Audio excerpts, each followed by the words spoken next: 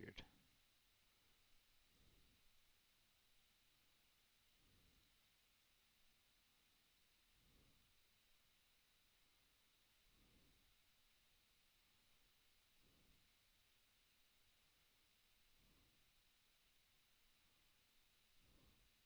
Let me see.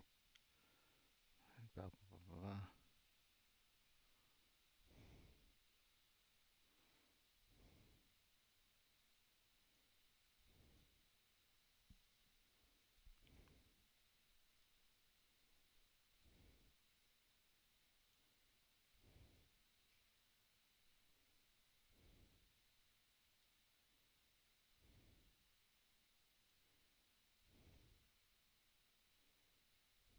Hey, see? Yeah, it's working. Hey, see? Yeah, it's working. Nice. Hey, see?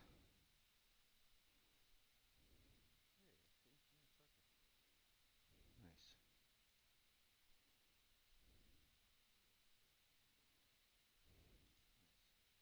1 million Democratic voters have abandoned their 1 million Democratic voters have party in favour of the Republicans, so they must have all gone evil. It can't be anything to do with the leaders of that party, who are all brilliant. Hello there, you 5.7 million awakening wonders. Turn on that notification bell, because who knows, maybe this big tech platform that funds mainstream political parties and is in league with them might not like this kind of information being conveyed. Turn the notification bell on, and remember, we make a video every single day for you, by you in some ways, because you've guided us towards many of the perspectives that we now hold close to our heart. One of the things you know we talk about is the inefficiency of mainstream dominator culture politics, whether it's the Republican Party or the Democrat Party. You've got two disingenuous streams of nonsense bludgeoning people into compliance, never offering you any power in your own lives. At the moment, we're focusing on the Democratic Party because they're in power. And why wouldn't they be? With fantastic leaders, brilliant orators, vibrant, vital people that know how to connect with ordinary folk through loquacity, ingenuity, and rhetorical flourishes. Let's check them out. And talking about the significance of the passage of time. Passage of time. Talk about the passage of time. Get that into your thick head. Right, the significance of the passage of time. Hopefully that's Passage of time is balanced. significant. Great significance to the passage of time. So when you think about it, there is great significance. Just elongate that passage. There is great significance to the passage of time. There is significance to the passage of time. You can't say that enough. Literally, it seems. In terms of what we need to do to lay these wires. Yeah, got to lay wires as well. It's gone from the macro to the micro. Time waits for no man. Merciless time. Time is master of us all. Plus, there's wires. What we need to do to create these jobs.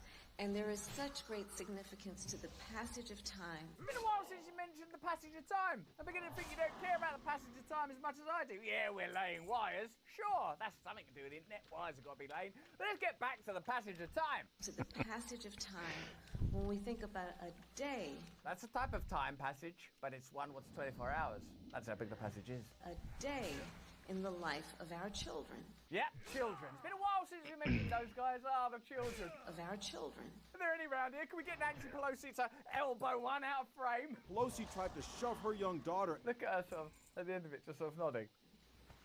You know what she's thinking is? Did I say passage of time enough? Or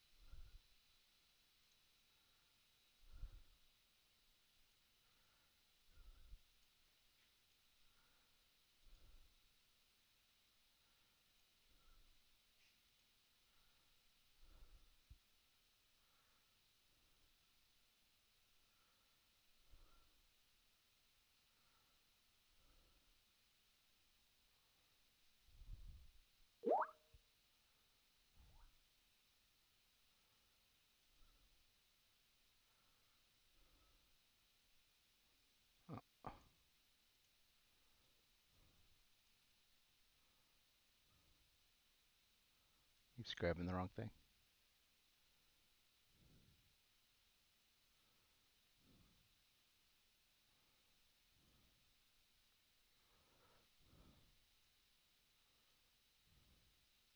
too much. And there is such great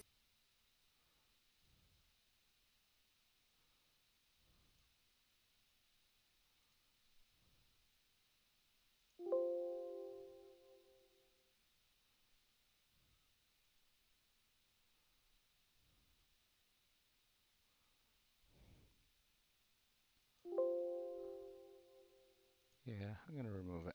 I just put it as sound. significance to the passage of time. And then there's Joe Figure out Biden, that a patriarch, an elder. Respect your elders. Think of all that experience that he's garnered over all those years in Congress, accepting all that lobbying money. There's a man who knows how the system works and certainly wouldn't slip up over something as simple as when to clap your hands. Straight at NATO's door Drink, going pretty well. Drinking away, just drinking, no problems there. remains open. For a minute, you think there's Joe Biden going about his business, but I think he's actually nicking next door's drink. By inviting Finland and Sweden, Put the cup down now. Finland and Sweden Mr. President, that's not actually your cup. to join our Maybe I'll do a little clap. Is it too early to do a clap? alliance. No, not clapping yet. We Now, we're clapping now. Now's the time to clap. See? I got it. I got it in the end. Can you see me clapping? Oh, when I tell you, I can clap on time if I need to. Clap with everybody else like a big boy.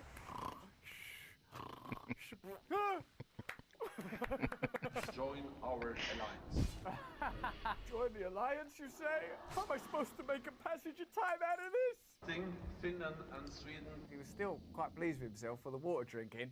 Gave him a bit of confidence. I can do this clap as well, can I? Why won't you go together? Who is he? Magneto? to join our alliance. He's a famous Buddhist koan, of course. What is the sound of one hand clapping? Well, we now know. It's sort of just the sound of a country led by a senile old man. Don't worry, though. In the event that Joe Biden does become too unwell to work, and I don't know what that would mean, like his eyes falling out of his head or actual death, well, they keep Weekend at Bernie's-ing him through his presidency. But in the event that he can't fulfill his duties to the degree that he currently is, we've got Kamala Harris waiting in the wings with her ability to connect with people. Which is why we will work together and continue to work together Got to work together. to address these issues, to tackle these challenges, and to work together, Can't work against each other, can we? We've got to be together, like Joe Biden's hands when he's clapping. to work together as we continue to work Work? Oh, God, I can't say together again, can I? Think of something different to say. operating from the new norms, rules, and agreements Norms, rules. Shit, you're gonna have to say together. Nope, there's nothing like together out there. Gotta do it. that we will convene to work together on. It's a shame, isn't it? I suppose once you've created a political climate in which public oratory and the ability to connect with people through media becomes a necessity, then people that are unable to do that are going to look a little bit stupid. I'd rather have the lady in the box there in charge. She's at least enthusiastic. To galvanize global action. Of course, this is all good, frivolous fun until you consider more than 1 million voters across 43 states have switched to the Republican Party over the last year, according to voter registration data analysed by the Associated Press. The previously unreported number reflects a phenomenon that is playing out in virtually every region of the country, Democratic and Republican states, along with cities and small towns in the period since President Joe Biden replaced former President Donald Trump.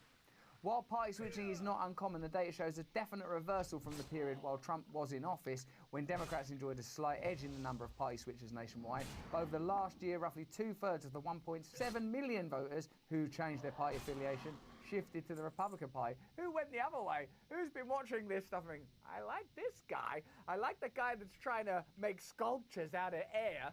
He's the candidate I should have voted for. Join our alliance. I think we've all accepted that contemporary politics is more akin to theatre than a pragmatic system that positively affects the lives of ordinary people. But they can't even do the theatre well. Even the theatre is failing. Even the actors and performers themselves are inept and incapable of putting on a good show. They're not likeable. They're not human. They're disingenuous and dishonest. They can't approach people with an open face and an open heart and say we are doing our best. Although I have spoken to some people on my podcast that say, no, people really are trying their best. The great failing of the Democrat Party, it seems to me, is that they are unable to talk about the issues that matter because they know they've got nothing to offer. They know they're not going to rein in corporate corruption. They know they're not going to do anything about the biases in the mainstream media. They know they're not going to do anything to improve the lives of ordinary Americans or confront financial or globalist power. Because of this, they're reduced to putting on a sham show with bad lines, bad lyrics, terrible lighting, poor costumes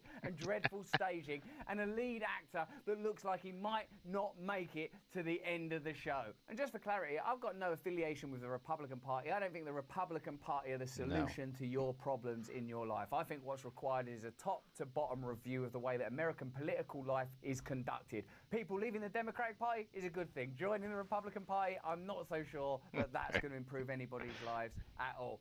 But we will see in the passage of time. The passage of time will show us what time's passage means. It's just the time's passage, time passage. If it passes through time, then eventually we will know. Well, actually, it's quite hard doing this, isn't it? Anyway, so what I think is that you, the American people, deserve political parties that connect with you, that you have politicians with integrity. And it don't matter if they disagree with one another or if you disagree with them, but you at least want to believe that they believe what they're saying and they're not just operating as mouthpieces and puppets for powerful globalist and corporate interests. But that's just what I think. What do you think? Let me know in the comments below what you think of this ludicrous sham. Give this video a thumbs up. Remember, turn on the notification bell and subscribe. And sign up to my mailing list so I can be in direct contact with you in the event we make any powerful, significant changes in the future. More important than any of that, though, is that you please stay free. Cheers.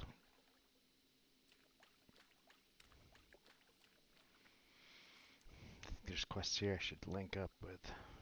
They might double up some of the... Yeah, see? Wait, no.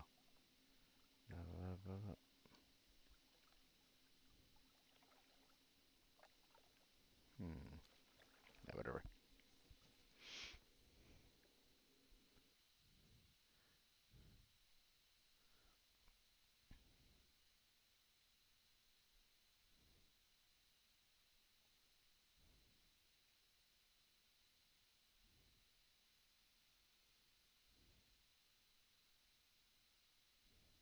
The unvaccinated, they're scum. They caused this pandemic, and if they didn't cause it, they certainly made it worse. And there's absolutely no reason why they should be cynical about taking the medications that are recommended to them by the very people that caused an opioid crisis in the exact communities they live in. Is there? Hello there, you 5.7 million awakening wonders. Thanks for joining me on this great voyage towards truth. Yeah, the seas are choppy sometimes. Occasionally there's gales of mistrust, disinformation, misinformation, disinformation, kisinformation. But we will get there together. I'm certain of that. Turn on the notification bell right now if you've not turned it on already. Who knows if we can trust this algorithm? In the hasty rush to condemn unvaccinated people, one of the many overlooked factors and nuances that ought to be discussed in a thing called a democracy was that many of the people that didn't want to get vaccinated because they're suspicious of pharmaceutical companies come from the very communities that suffered most as a consequence of the irresponsible behaviour, and that's legally proven, of big pharma companies that profited from the opioid crisis. I spoke to David Sirota, creator of the film Don't Look Up, about this issue and about the complexities that emerged during that time. Stay to the end of this video, you're going to love it, and comment and let me know what you think about it, and let me know if these kind of conversations between people across the political spectrum is exactly what's needed for your democracy. These stipulations cannot be divorced from this unaddressed emotional quality to which you keep referring. In the last couple of years, David, the rise of censorship, the rise of the surveillance state, the incredible profits garnered by the pharmaceutical industry, the closing down of debate around the subject of coronavirus, the inability to correctly track and reveal information as it came to light around immunity, the efficacy of lockdown, the let's call it the sort of leftist control of that conversation, I think further fueled this animosity towards institutions. Now, I think that when people feel that they are simultaneously being censored and that powerful interests are profiting while regulatory bodies are granted more authority to legislate, that a kind of a populist surge of emotion is exacerbated. One of the things I'm interested in, David, and I wonder how this meets with your particular background and evidently a vast skill set, is how do we address the spirit that is the spirit of American people? The sense that, see, whilst like you say that is a priority to it, if there has been a violent insurrection and that has to and a refusal to accept the outcome of a democratic election, which you know loads of people will continue to dispute, and there are documentaries about that kind of, you know what I mean? But like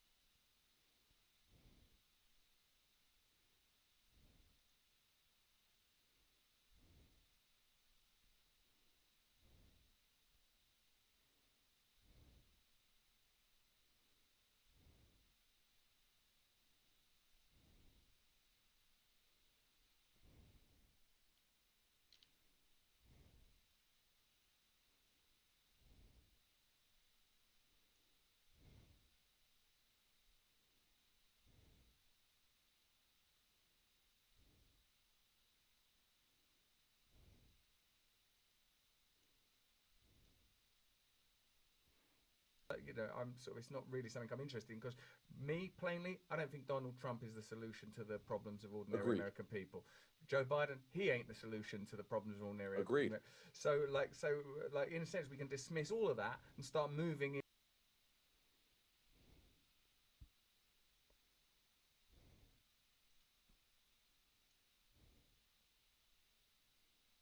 into some new territory. And I wonder, will you speak to us about the relationship between well, not just, but the Democrat Party and Big Pharma, and what you feel was revealed to us during the pandemic around the trust in institutions, the ability to make profit, the ability for the pharmaceutical company to control those narratives, some of the stuff around that pill, that Merck pill. I know I'm sort of citing stuff of yours that I've read, and I wonder if you'd talk to us about some of that stuff with Big Pharma and lack of trust.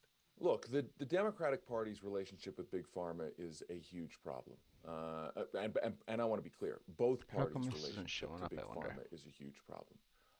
You had a situation where the government in various ways basically funded COVID treatments, helped fund the development of vaccines, and then allowed the pharmaceutical companies to basically fleece everybody on those vaccines. Now, they were distributed freely in the United States, but at a great cost to the government.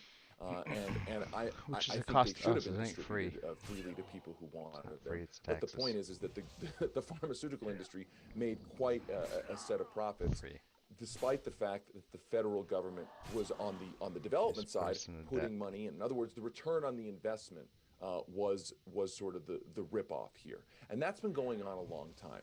In the United States, we have a situation where most medicines, innovative medicines, are first funded by research at the National Institutes of Health, which is the public's money.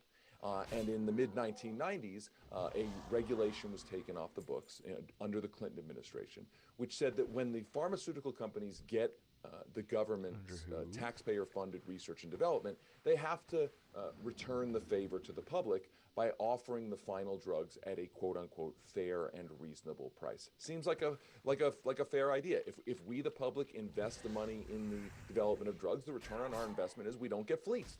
How does it really Instead, work? we now pay, the United States, Americans, pay the highest prices for medicine in the entire world, and we are paying the highest prices for medicines that we originally funded the research and development for.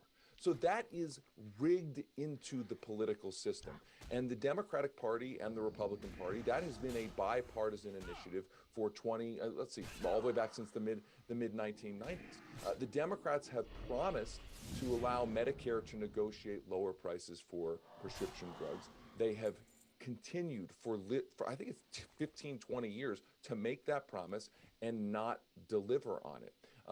Pharmaceutical money continues to buy both parties. Because I want to be clear, don't let Mitch McConnell off here. He is one of the biggest allies to the pharmaceutical industry as well. Now listen, I think in the debate over COVID vaccines and the like, and the efficacy and immunity stuff, I think we have to recognize that there's an information problem here, and as it relates to science.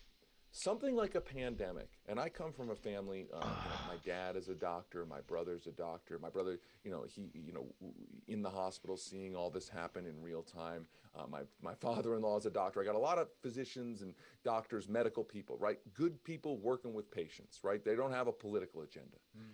And what they will tell you in general, most doctors, listen, science does not work out to binary answers most of the time. It is not a kind of black and white set of issues. So if you've ever seen somebody treated in the hospital in a trauma unit or whatever, there's a lot of art and not just science. With, it's not just you're a machine and you plug into, and there's a diagnostic test. These are very, very gray issues about treatments and the like. Now, I want to be clear. In my view, vaccines have been shown to work. They are effective. They are not 100% effective. And most scientists, most doctors will tell you almost no therapy is 100%. Now getting to the problem. Here's the problem. I think we have been infantilized and taught to think that the only thing that we should accept are black and white answers. It's either yes or no. Now, I am very much on the yes, vaccines work, they are effective, we should promote them to the population to try to stop the spread of COVID. COVID can be very bad in lots of people. It killed a lot of people. We want to prevent that. But I think the problem is that what we know is that on the edges, if a vaccine is, 98% effective, there are going to be cases where there's 2% that there's All right. Well, the vaccine's not effective in my opinion, but what do I know? The V word doesn't matter.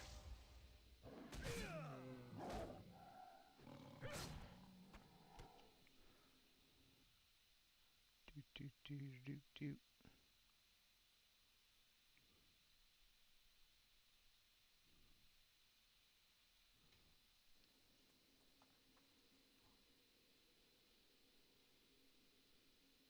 Guns, abortion, a massive culture war. American politics is serious, not some kind of stupid game. That's why you don't get the Democrat Party funding the advertisements of Republican candidates. No!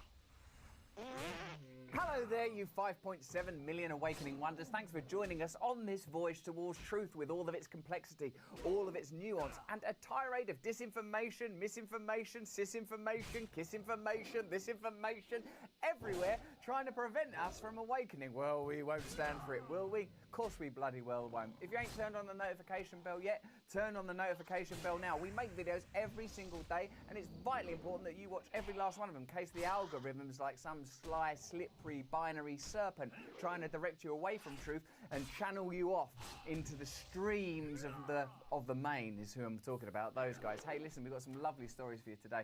You're going to absolutely love this. Would you believe that in this current climate, where the political landscape is so fraught, where there's so much tension, where there's so much argument, sincerity, sturm and drang, that the Democrat Party are literally funding Republican Party candidate advertisements in order to sort of bias the outcome of elections?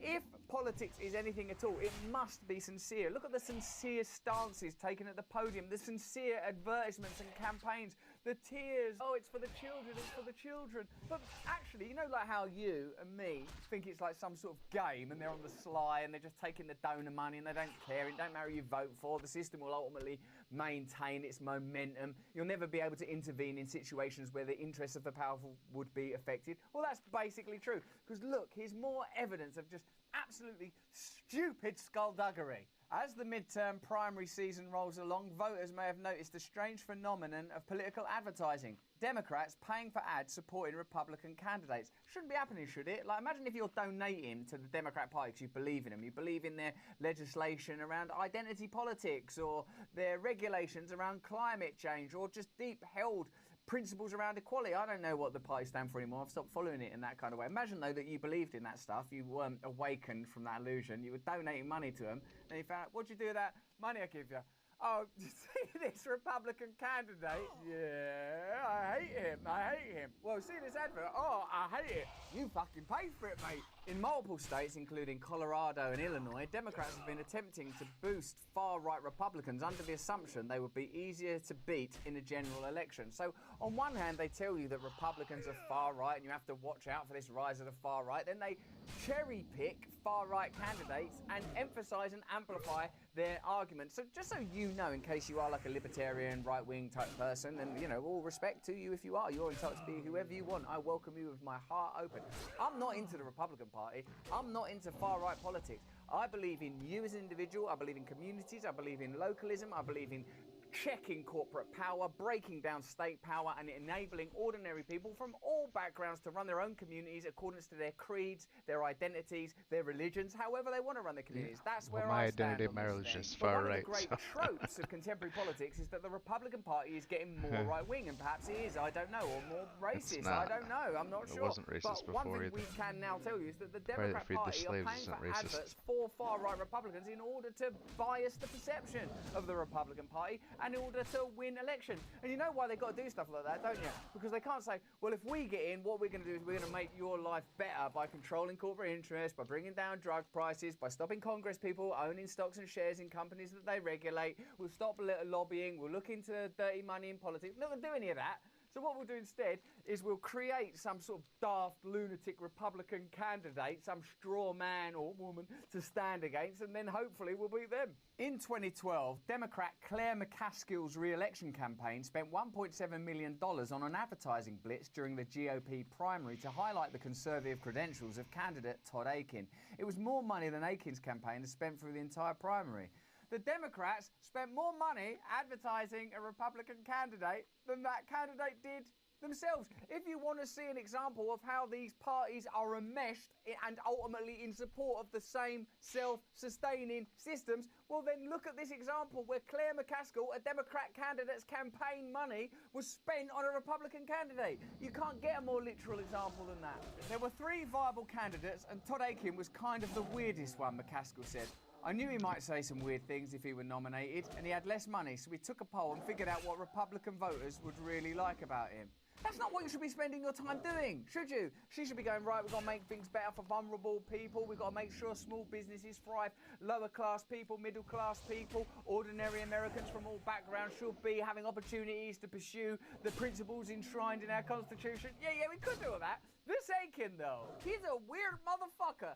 Don't you think we could somehow create a Coca-Cola is it type campaign around this goofy schmo that will distract people from reality? Yeah, well, wouldn't that be immoral? Yes, it would, and also effective. McCaskill put her name on the ads as it's required for political advertising, but casual viewers may not have realised they were paid for by a Democrat. I wouldn't have realised that. I thought you'd have better things to do with your campaign money than highlight a potential opponent.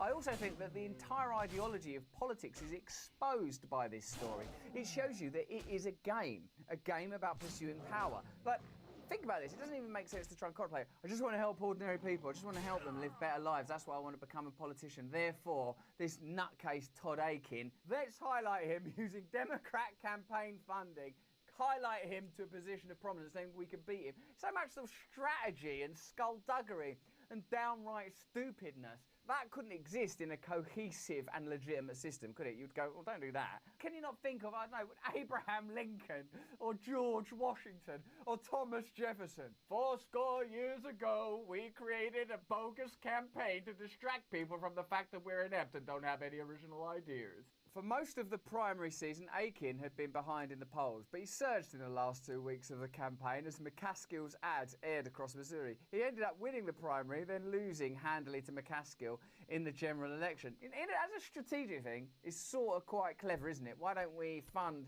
this nitwit? It's also like quite a good film, actually, isn't it? It's quite a good film idea. Don't nick it. This is my idea. I'm keeping this. And then that guy actually wins, though. Hey, I'm going to become a big shot in Washington, Ma!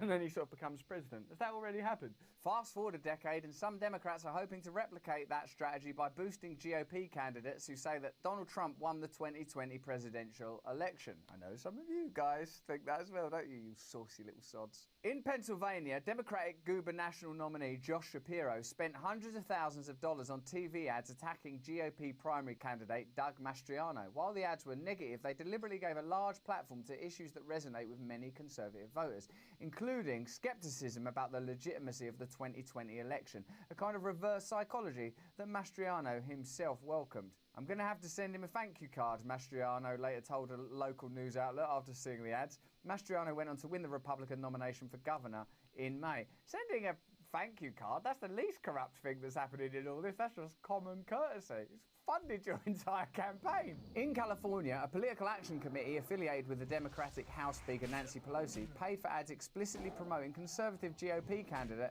Chris Mattis over his more moderate competitor in the state's 22nd congressional district. I think that's actually outrageous. There's no sort of rules. It's a completely lawless space. The explicit agenda of politics has become so obscured that you can't actually sort of find it anywhere within the framework, can you? So this is that thing where babies are going to get looked after, where old people have dignity, and where business people can run a business, and where communities are looked after.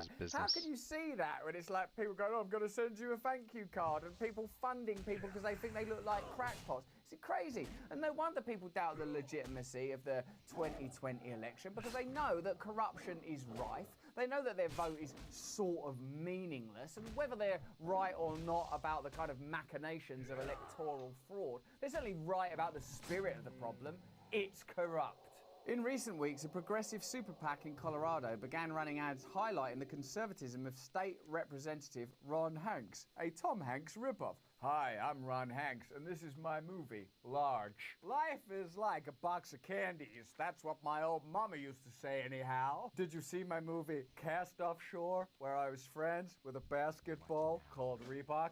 It was a great show. Ron Hanks, who has questioned the legitimacy of 2020 election. His more moderate opponent, Joe O'Dea, released a statement accusing the far-left dark money groups of propping up Hanks before the election. But meddling in Republican primaries could be risky for Democrats. Polls show that a clear majority of Republicans believe Joe Biden was illegitimately elected in 2020. So pro-Trump candidates may do better than expected in a general election. That would serve them right, wouldn't it? If they paid for the adverts of people that ended up ultimately beating them. And if they can't even hand dear old Joe Biden a cheat sheet that he can hold the correct way round, or if Nancy Pelosi can't get through a celebratory inauguration without elbowing a child right up its daughter's side, then how can they be expected to handle something as Machiavellian as this strategy? This while a political shift is beginning to take hold across the US as tens of thousands of suburban swing voters, don't be childish, who helped fuel the Democratic Party's gains in recent years are becoming Republicans. More than 1 million voters across 43 states have switched to the Republican Party over the last year, according to voter registration data analysed by the Associated Press.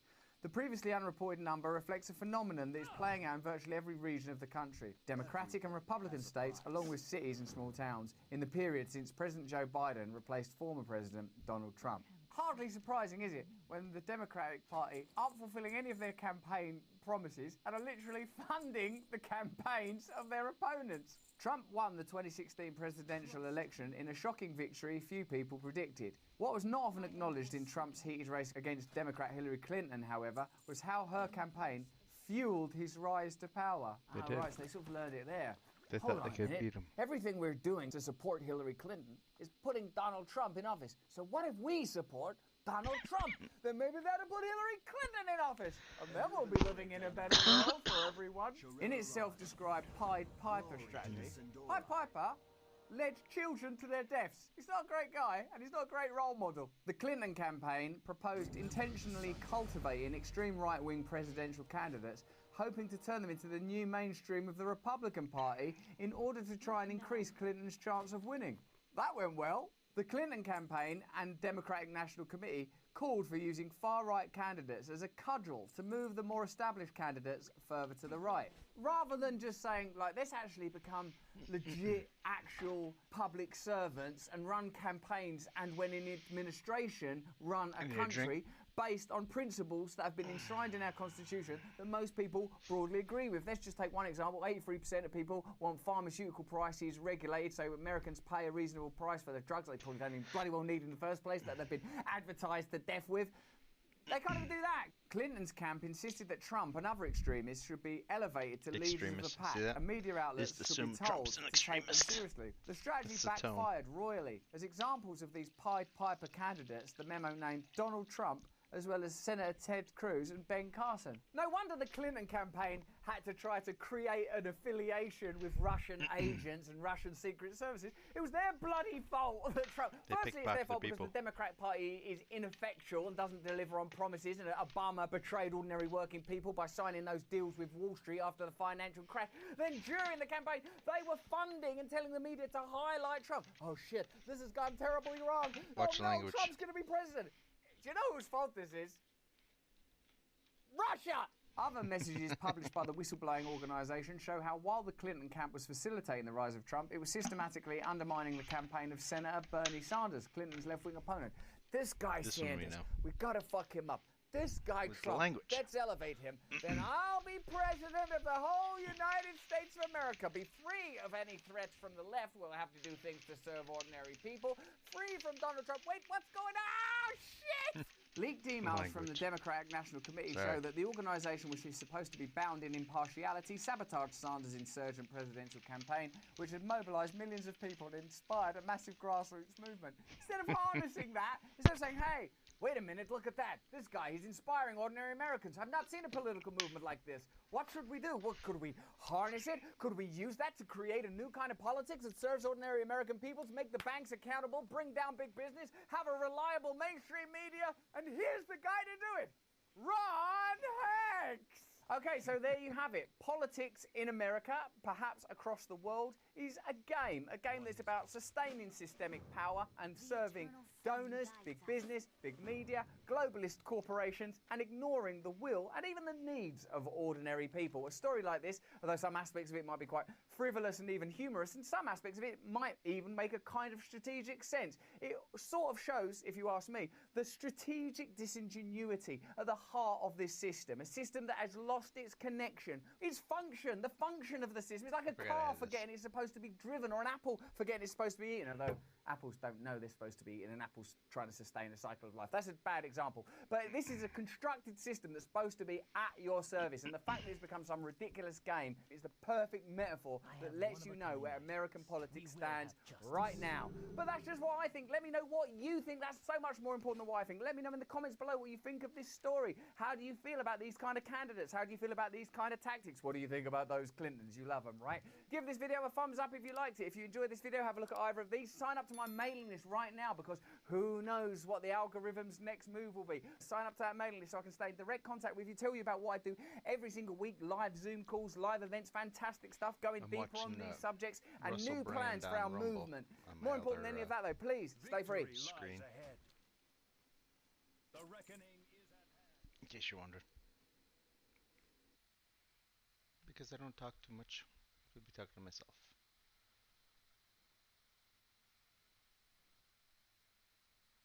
Is anyone here?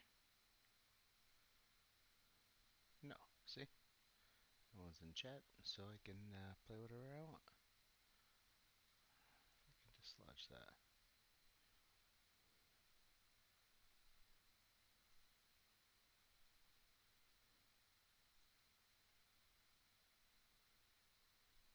Cool. Some advantages having 0 viewers. But I can listen to wherever I want. Which means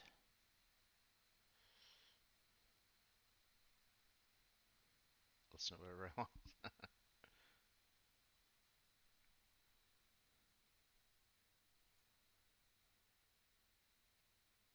Which means politics for now. Well, because if I play music, it's all going to be copyright.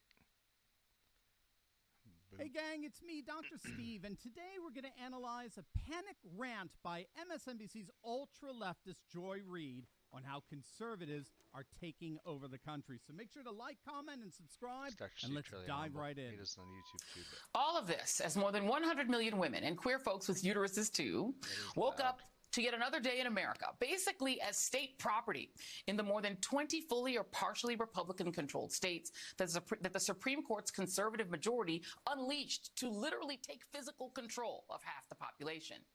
All right, stop right there, because that's quite the claim, isn't it?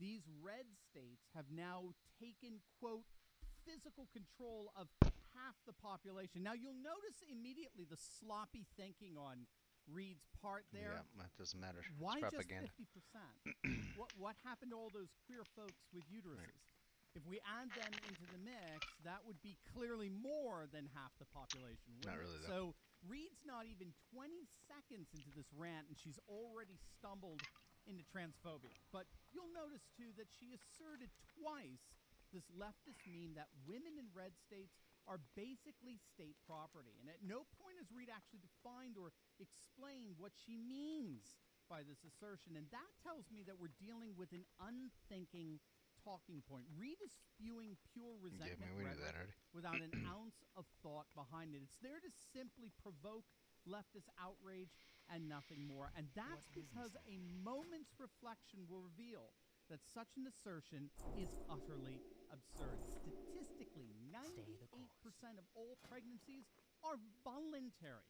There's no coercion, let alone state-sponsored coercion at all, in any way, shape, or form. Demanding that women not kill their offspring is not even remotely comparable to the state coercing them into pregnancy. And even suggest that the two are the same is not just dubious, it's flat-out dishonest. Well, I mean, and the court majority is flexing its unelected power rather brazenly to further not a judicial or a constitutional, but seemingly a religious agenda. That is unprecedented in a country that's separated from the crown that leads a national church.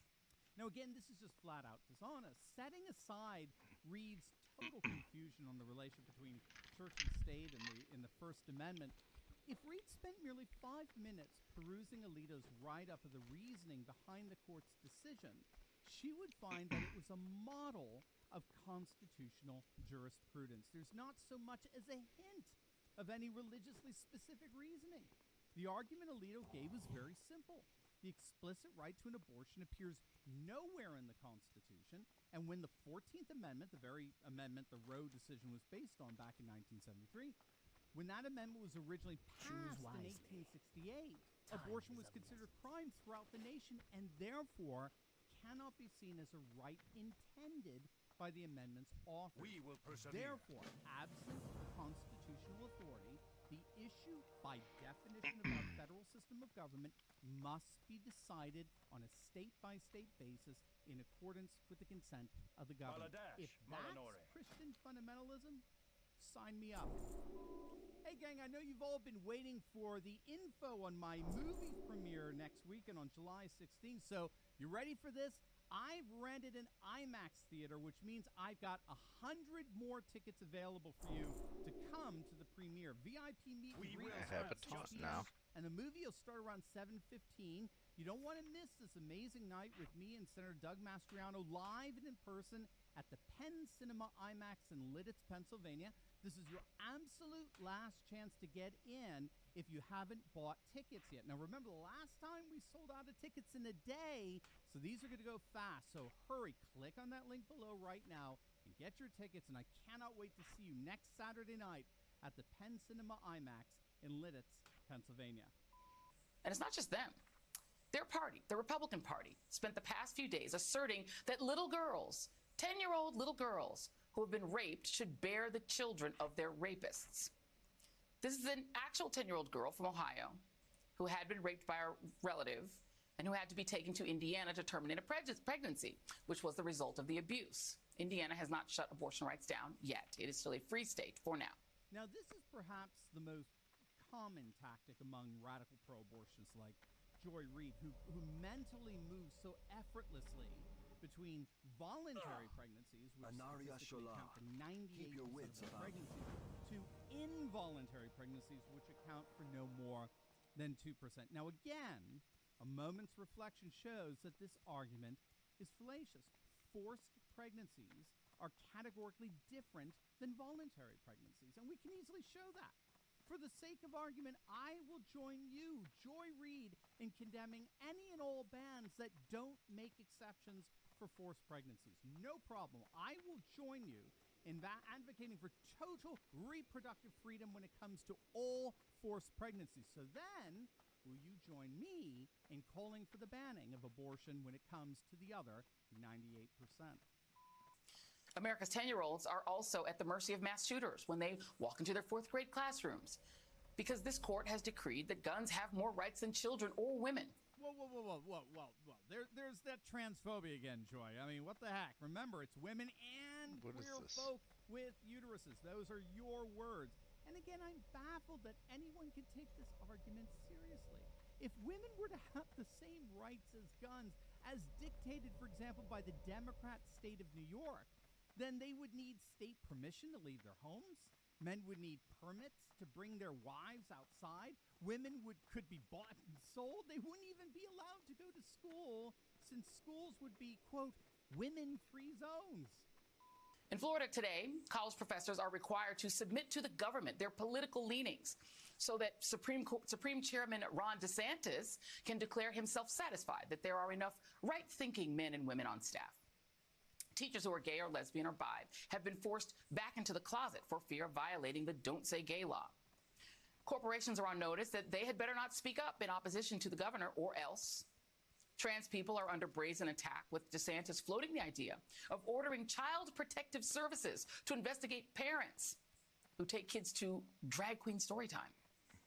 Schools are being stripped of history lessons, while teachers are being told in summer training sessions in Florida, the unfree state of Florida, that the slaveholding founding fathers actually hated slavery and that there is no separation of Christian church and state. And Florida is just one of the red states waging this particular cultural revolution. So there again, you have this litany of grievance politics made up of nothing more than fomenting talking points. No one's being forced back into the closet with laws pertaining to kindergartners. What business for have heaven's you? sakes. The banning of ready critical for race theory is just that. It's the banning of a theory, not history. The separation of church and state is nowhere found in the Constitution. It comes from a letter written by Thomas Jefferson to the Danbury Baptists in 1802. Jefferson didn't even write the Constitution. These are all just woke talking points that are literally sound and fury, signifying nothing. America is in a very different place in July of 2022 than it was even a year ago. We are less free. We are less safe at the store, at school, in church, at a parade. We are further down the road to authoritarianism and living in a constant state of terror. Oh, yes, and our former president very nearly pulled off a coup supported by a majority of his party. And the same religious arch-conservatives on the Supreme Court, who now threaten the freedom to marry, to purchase birth control, to be free from religious dogma, and to vote, are poised to decide a case that could make the next Republican coup legal.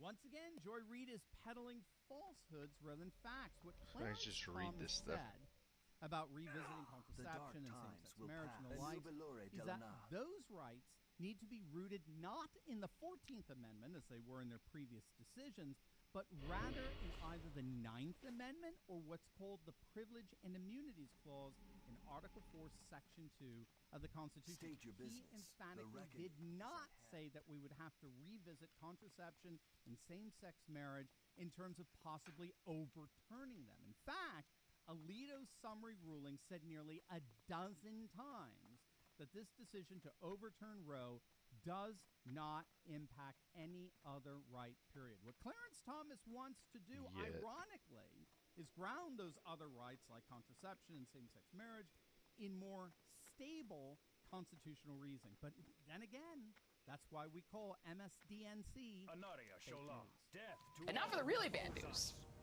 It is not clear that our current politics is capable of stopping any of this, of turning it around and giving us an actual Independence Day. So what are we supposed to do?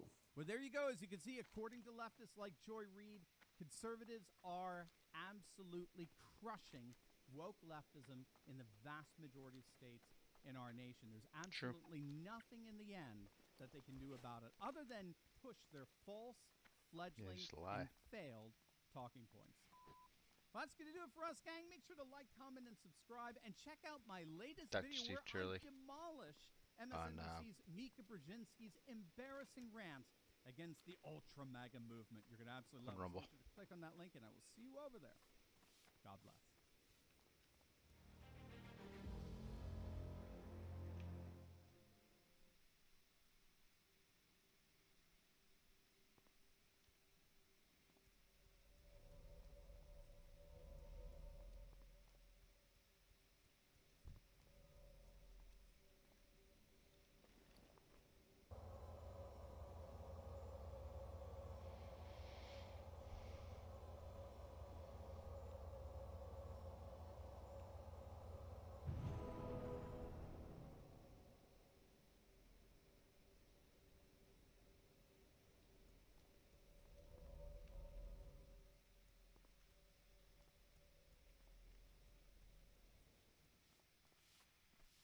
Starving.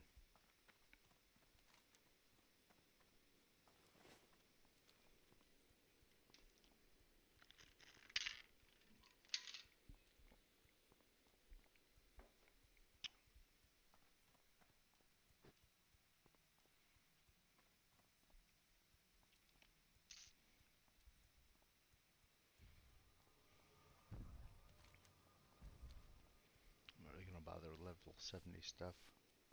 Closest to level up some now. When the bonus comes in the pre-patch August 24th. We will persevere.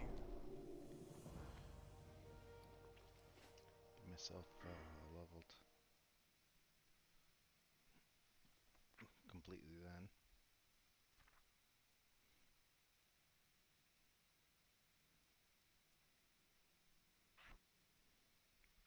Nice.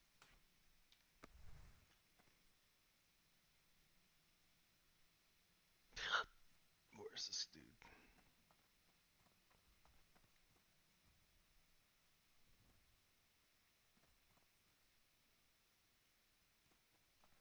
Our enemies will fall. Remember the Sunwell. Doesn't look available. Does it?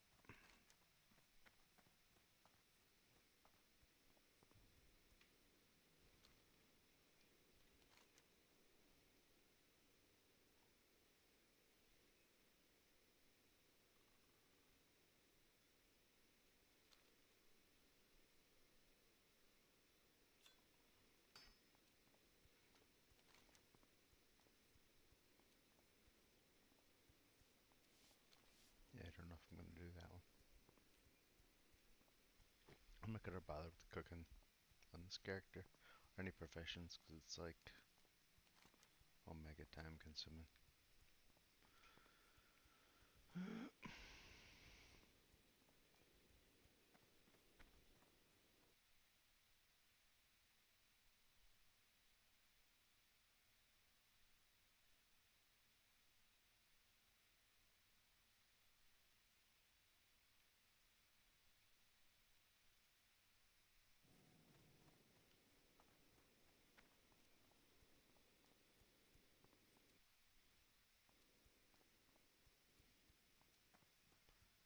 I don't know what's this one.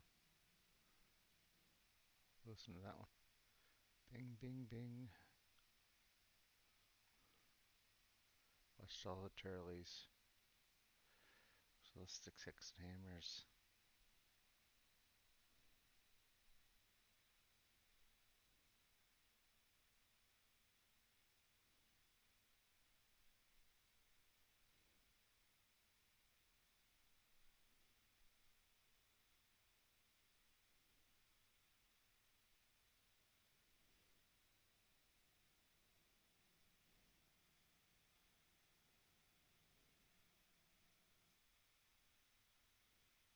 Drop frames. I drop in frames because I'm in Afghanistan. Or, no, I'm in Baghdad, sorry, in Iraq. So, yeah, that happens.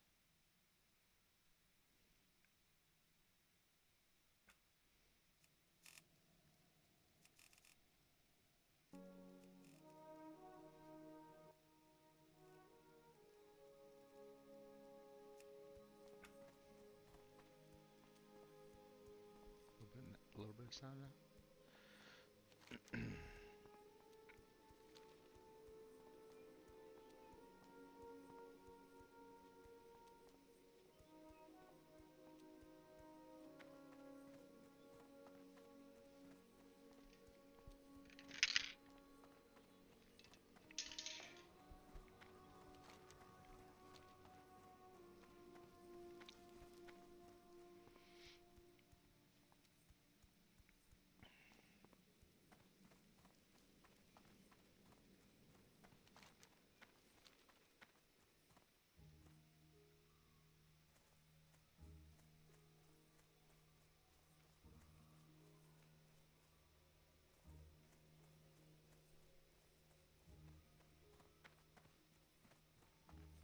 Glory to the Sindorai.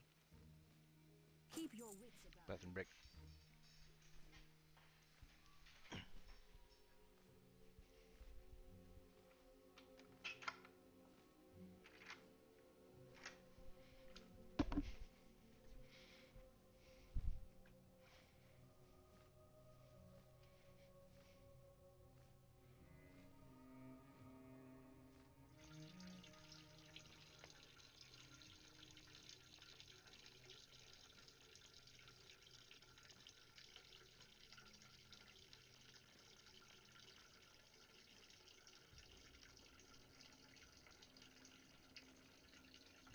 I wonder if that's picking up on the mic.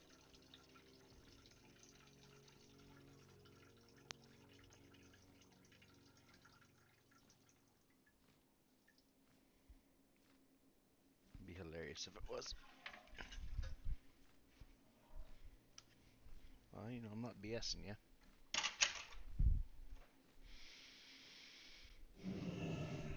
Where's my water? I threw it away. You threw away my empty bottle.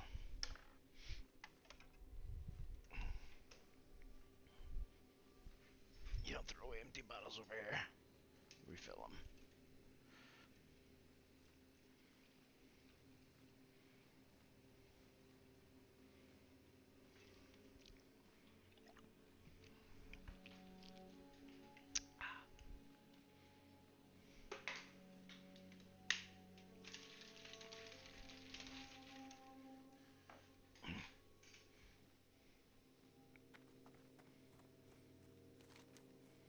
Alright, what are we doing? Not too high, okay, I gotta turn that in. It's annoying.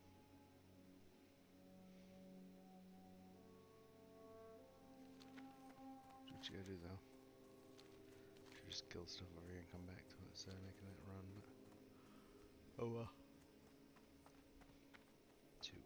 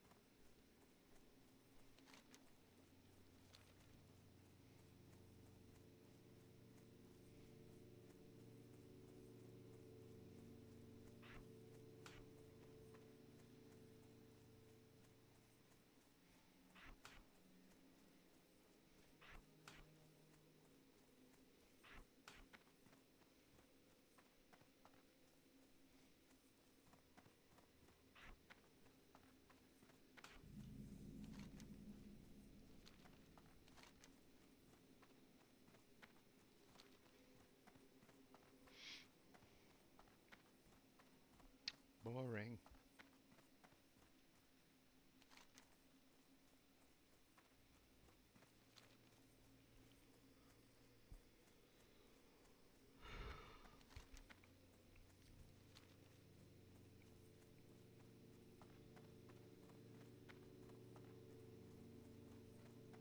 Like, I'm so bored playing.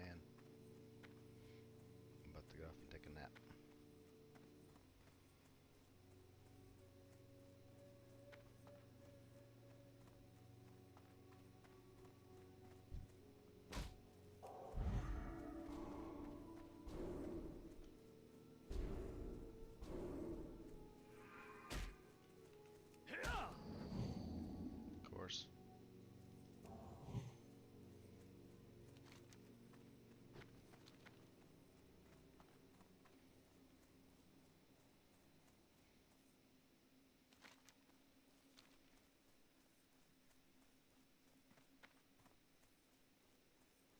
it is.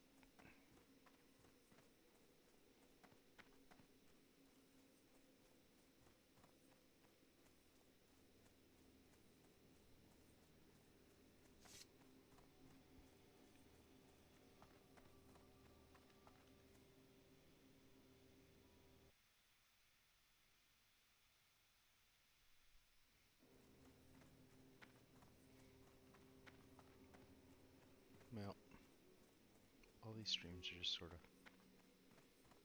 fun practice. I really don't want to stream on YouTube. The chat is just lame. The eternal sun guides us. Now it's bats. See? Do not loiter. Knew it. Keep your wits about you. Right. 15 bits. 15 quest.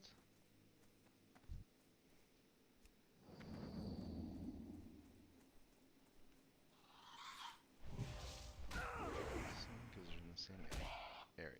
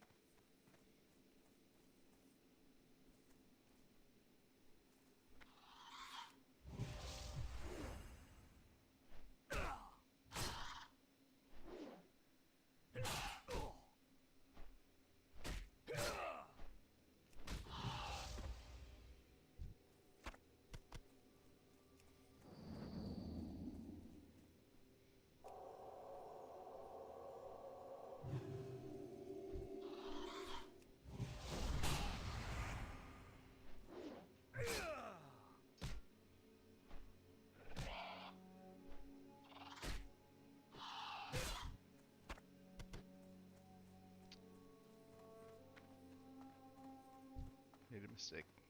Could have killed them faster if I smashed them.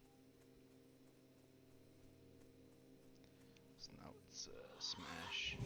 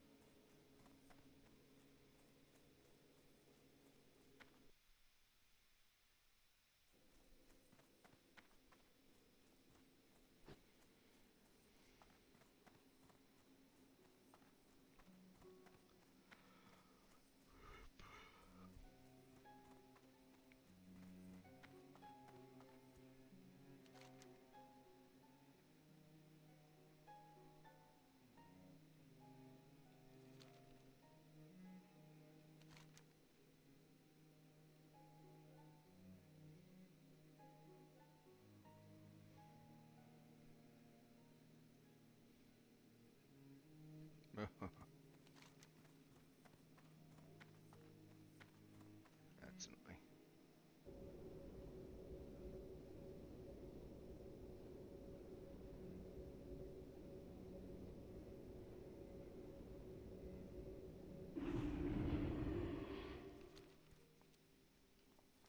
Alright, I'm done.